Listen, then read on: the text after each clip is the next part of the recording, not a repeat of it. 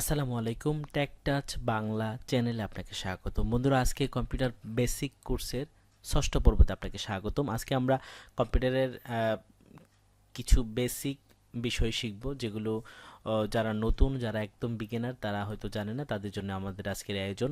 তো চলুন প্রথমে আমরা কিছু বিষয় আপনাদের সাথে শেয়ার করি। সেটা হচ্ছে কম্পিউটারের এই যে ডেস্কটপ সাজানোর মধ্যে আসলে আরও অনেক কিছু রয়েছে। তো আমরা আজকে নতুন আরও কয়েকটি বিষয় দেখব, সেটি হচ্ছে যে আমরা কিভাবে ডেস্কটপটাকে আরও সহজ করতে পারি। দেখেন, এখানে আমি কম্পিউটারের মধ্যে কিছু জিনিস সহজ করে রেখেছি। যে এখানে দেখেন, আমি টাস্ক বারের মধ্যে কিছু বিষয় যেগুলো আমি সবসময় ইউজ করি সেই বিষয়গুলো এখানে রেখেছি, আর সেই বিষয়গুলো এখানে কীভাবে আনা যায় সেটা আমরা দেখব। তো দেখেন, এখানে যে আমি কয়েকটা ব্রাউজার রেখেছি, তারপর এখানে অডিও রেকর্ডার, ওয়ার্ড, নোটপ্যাড, এগুলো রেখেছি। এগুলো কীভাবে আনা হয় এখানে একদম সিম্পল। দেখেন, এখানে যদি আমি এই যে ব্রাউজারটা রয়েছে অপেরা, এটাকে যদি আমি আনপিন করে দিই, এখানে পিন বলা হয়, পিন করে রাখা। এখান থেকে আনপিন করে দিলে কিন্তু এই যে চলে গেল, মজিলাকে আনপিন করে দিই, চলে গেল।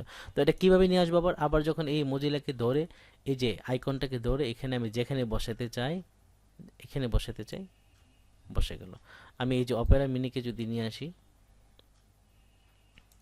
রেখে দিলাম, হয়ে গেল। এটাকে আমি আবার আগে পিছিয়ে নিতে পারি, এদিকে নিতে পারি, বসে দিতে পারি। আপনার সুবিধা অনুযায়ী আপনি কখন কোনটা বেশি ইউজ করেন, আপনার সেই অনুযায়ী আপনি সাজাবেন। দেখেন, আমি এখানে কয়েকটা সফটওয়্যারের আইকন এখানে রেখেছি। আমার যেটা বেশি প্রয়োজন সেটা সামনে পিছনে এভাবে মাঝখানে, যেখানে আমি খুব সহজ মনে করি সেখানে আমি বসিয়ে নিয়েছি। আপনি আপনার পছন্দ অনুযায়ী এখানে বসাতে পারেন। তো আরেকটা বিষয়ে কথা বলবো, সেটা হচ্ছে আপনার কম্পিউটার অনেক সময় দেখা যায় যে এখানে এই মাই কম্পিউটারটা থাকে না, অনেকের আছে। আমি ডিলিট করে দিলাম, ধরেন এখানে মাই কম্পিউটারটা নাই। তো অনেকে খুঁজেও পাই না, কীভাবে মাই কম্পিউটার নাই ডেস্কটপে আমি কীভাবে আনবো। সেটা করার জন্য প্রথমে আপনি এই যে স্টার্ট বাটনে ক্লিক করতে হবে। করে এখানে দেখেন এই যে কম্পিউটার, কম্পিউটার লেখা আছে, এই কম্পিউটার উপর রাইটে ক্লিক করে দিবেন, যে শু অন ডেস্কটপ, এখানে ক্লিক করে দিবেন। দেখেন এই মাই কম্পিউটার চলে আসছে। খুব সিম্পল, খুব সিম্পলভাবে আপনি এখানে মাই কম্পিউটারটা নিয়ে আসতে পারেন। আমি আবার দেখিয়ে দিচ্ছি, স্টার্ট বাটনে ক্লিক করবেন, এই মাই কম্পিউটার উপর রাইটে ক্লিক করবেন। দেখেন এখানে টিক চিহ্ন দেওয়া আছে, তার মানে আছে। আমি যদি ওটাই দিই এখানে কিন্তু থাকবে না। দেখেন চলে গেছে, কিন্তু এই যে চলে গেছে। আবার রাইটে ক্লিক করে এখানে শু অন ডেস্কটপে দিয়ে দিলাম।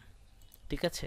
তো এখানে আরও কয়েকটা সহজ বিষয় আমি আপনাদের শেয়ার করবো। সেটা হচ্ছে যে আমরা কম্পিউটার অনেক সময় স্ক্রিনশট নিতে পারি না। আমরা হয়তো মোবাইলে স্ক্রিনশট নিতে পারি, কম্পিউটার কীভাবে স্ক্রিনশট নিব? অনেক সফটওয়্যার দরকার হয়, অনেক ঝামেলা করতে হয়। তো কম্পিউটারের মধ্যে একটা সফটওয়্যার আছে, সেটা হচ্ছে স্ন্যাপিং টুল।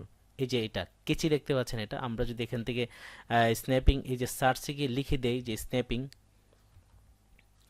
এই যে দেন অ্যাস লিখলে কিন্তু চলে আসে। দেখেন স্ন্যাপিং, স্ন্যাপিং টুলে যদি আমি ক্লিক করে দেই, দেখেন এখানে একটা অপশন চলে আসছে। আমি এখান থেকে এই যে গোলা হয়ে গেছে, দেখেন আমার স্ক্রিনটা, আমি এখানে একটা চিহ্ন কিন্তু চেঞ্জ হয়ে গেছে আমার কার্সরে। তো আমি যে জায়গাটা স্ক্রিনশট নিতে চাই, আমি ইচ্ছা করলে এই যে পুরা ডেস্কটপটা যদি টান দিয়ে ধরে, বাস স্ন্যাপ হয়ে গেছে। আমি এখান থেকে সেভ করে দেবো। এখান থেকে কোন জায়গায় সেভ করে, ডেস্কটপে সেভ করব, এবং কোন ফরম্যাটে, জেপিজি, অবশ্যই জেপিজি দিয়ে নেবেন। জেপিজি দেওয়ার পর আমি যদি সেভ দিয়ে দিই, দেখেন আমি কেটে দিচ্ছি। দেখেন এখানে আমার একটা স্ন্যাপিং হয়ে গেছে। এই যে আমার এই প্রিভিউতে দেখি, এই যে আমার হয়ে গেছে। তো এখান থেকে যদি আমি যে কোনো স্ন্যাপ নিতে পারবো। আমি যদি ধরেন গুগলে যাই, কোনো ভিডিও স্ন্যাপ নিতে চাই, সব জায়গাতে নিতে পারবো। জাস্ট এই যে আমি এখানে সহজ করার জন্য এখানে নিয়ে আসছি, এটা শর্টকাট করে রাখছি টাস্ক বারের মধ্যে। এখানে যদি আমি আবার ক্লিক করে দিই, দিয়ে আমি শুধু এই জায়গাটা নিতে চাই, যতটুকু দরকার আপনার, এই তো আমি সিলেক্ট করে দিলাম, বাস। দেখছেন আমার এটা স্ন্যাপ মানে একটা স্ক্রিনশট হয়ে গেছে। আমি এখান থেকে সেভ করে দেব, ডেস্কটপ স্ক্রিন ক্যাপচার নামটা 1 দিয়ে দিলাম, সেভ দিয়ে দিলাম। দেখেন আমার এটা কিন্তু দেখুন আমার এই যে স্ন্যাপিং যেটা করলাম, সেটা হচ্ছে যে একটা ছবি, এটা কিন্তু হয়ে গেছে। এই যে শুধু এই যে এটা সিলেক্ট করেছি। তো আপনারা আসলে কম্পিউটারে যে কোনো জায়গার ছবি নিতে চান, স্টিল পিকচার নিতে চান, সেটা শুধু জাস্ট এখানে এটাতে ক্লিক করে কিন্তু আপনি নিতে পারবেন।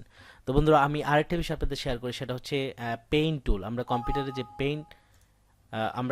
যে পেইন্ট টুল রয়েছে, পেইন্ট দিয়ে আমরা আসলে কি করতে পারি। যারা একদম ছোট বাচ্চা আছে আপনাদের, যারা আর্ট শিখতে চায়, এখান থেকে কিন্তু ছোটোখাটো আর্ট করতে পারে। তো আমি একটু দেখে নিচ্ছি। এখানে আপনি গিয়ে কম্পিউটারের যে স্টার বাটনে ক্লিক করার পর এখানে সার্চে গিয়ে লিখবেন পেইন্ট, PAINT লেখার আগে কিন্তু চলে আসে যে পেইন্টে যখন আমি ক্লিক করবো, এমন একটা অপশন আসবে পেইন্ট। এখানে কিন্তু আমি ছোটোখাটো অনেক কিছু আর্ট করতে পারি। যেমন ধরেন শর্টকাট, এটা দিয়ে আসলে খুব সুন্দরভাবে আমরা কাজ করতে পারবো এবং বাচ্চাদেরকে এখান থেকে পেইন্ট শেখাতে পারবো, কীভাবে আর্ট করতে হয়। দেখেন এখানে কিছু শেপ রয়েছে, এখানে ব্রাশ রয়েছে, আমরা কালার করতে পারি, শেপ করে করে আমরা ব্রাশ করে দেবো। তো এখানে দেখেন আমি যদি এই যে স্টার আছে, স্টারটা নেই, জাস্ট সিলেক্ট করে আমি এটাকে এবার টান দিলাম, ঠিক আছে। তো এরপর এখানে যেমন এই যে ব্ল্যাক কালার রয়েছে, তো আমি যদি এখান থেকে কালার চেঞ্জ করে দিই, এই যে লাল নিলাম, নিয়ে যদি আমি এই যে দেখেন এখানে একটা ফিল করার জন্য ফিল উইথ কালার এখানে সিলেক্ট করে দেই, দিয়ে আমি এখানে কালার দিই, হয়ে গেছে। তো এখান থেকে যদি আমি আবার অন্য একটা শেপ নিই, ধরেন এই লাভ শেপটা নিলাম, নিয়ে আমি এটাকে দিলাম, আমি এটাকে অন্য কালার দিতে চাই, দিয়ে আমি এখানে এই যে ফিল হয়ে গেল। হ্যাঁ, এখানে আরও আরও অনেক আপনি ইচ্ছা করলে অনেক কিছু তৈরি করতে নিজের মতো করে আপনি বানাতে পারবেন। ধরেন আমি এই শেপটা নিলাম, নিয়ে আমি এটাকে এইভাবে করলাম, করে আমি ইচ্ছা করে যদি এটাকে ঘোরাতে চাই, ধরেন আমি ঘুরাই দিলাম, সরি, এটাকে আবার ডিলিট করে দিতে চাই, ডিলিট দিলে ডিলিট হয়ে যাবে, অথবা মুছে দিতেও পারবো আমরা ইচ্ছা করলে। এখান থেকে এই যে ইরেজ আছে, এটা দিয়ে আমরা ইচ্ছা করলে এই যে এরকম মুছে দিতে পারবো, মুছে দিতে পারবো,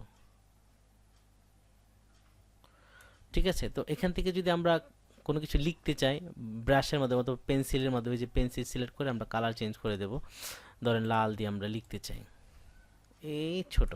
তো যে না আমরা বড় ধরনের ব্রাশ দিয়ে লিখতে চাই, এখানে ব্রাশ সিলেক্ট করে যদি আপনি দেন বড়, যদি অন্য ব্রাশ দেন আরও, ধরেন এই ব্রাশটা দিই, এটা দিই, ঠিক আছে। কালার চেঞ্জ করে দিয়ে আমরা অন্য কালার দিই, এই কালার দিলাম, তারপর ব্রাশের সাইজ চেঞ্জ করে দেখি কি হয়, এটা দিই,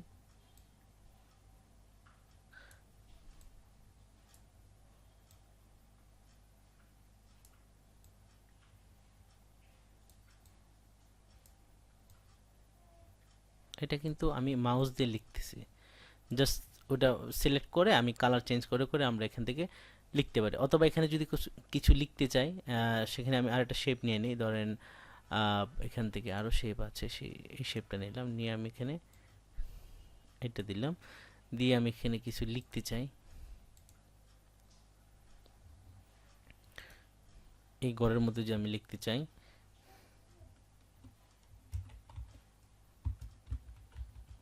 মাই নেম লিখে দিলাম, এটাকে আরও বড় করে দিই, এই লেখাটা বড় করব, সিলেক্ট করে আমি এখান থেকে এই যে সাইজ বড় করে দিই, আর একটু বড় করে দিই। এখন এটাকে আমি কালার দিতে চাই, কি কালার দেব, সিলেক্ট করে যে কালার ইচ্ছে আমি সে কালার দিয়ে নিতে পারি, লাল দিতে পারি, কালো দিতে পারি, সাদা দিতে পারি, লাল দিয়ে নিলাম, দেখতে পাচ্ছেন। এবং এই যে ফিলটা রয়েছে, ফিল, এটাকে যদি আমি সিলেক্ট করে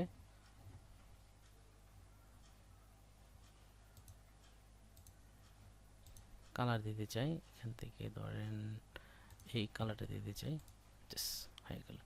তো বন্ধুরা, প্রাথমিক যে একটা আঁকা আঁকির ব্যাপার আছে, বাচ্চাদের আঁকতে খুব পছন্দ করে, বা এটা হচ্ছে খুবই চমৎকার একটি সফটওয়্যার, মাইক্রোসফটের। তো এখান থেকে আপনি কিন্তু প্রাথমিক যে আঁকা আঁকি আছে, এখানে ঘর বানাতে পারবেন, নৌকা বানাতে পারবেন, এই শেপগুলো ইউজ করে আপনি অনেক কিছুই বাচ্চাদেরকে এঁকে শেখাতে পারবেন। তো এই হচ্ছে আমার আজকের বেসিক কোর্সের ষষ্ঠ পর্ব। তো বন্ধুরা, আমাদের ভিডিওটি যদি আপনার ভালো লাগে অবশ্যই লাইক কমেন্ট শেয়ার করবেন, এবং নতুন নতুন আরও ভিডিও পেতে আমাদের কমেন্টস বক্সের নিচে কমেন্ট করে আমাদেরকে বলবেন ভিডিওটি কেমন হয়েছে, এবং যদি আপনাদের পছন্দনীয় বা আপনাদের চাহিদা অনুযায়ী কোনো ভিডিওর রিকোয়েস্ট থাকে আমাকে বলতে পারেন, আমি সেই ভিডিওগুলো আপনাকে করে দেব। আর দেখা হবে আবারও নতুন কোনো ভিডিও নিয়ে, ততক্ষণ ভালো থাকবেন, আসসালামু আলাইকুম।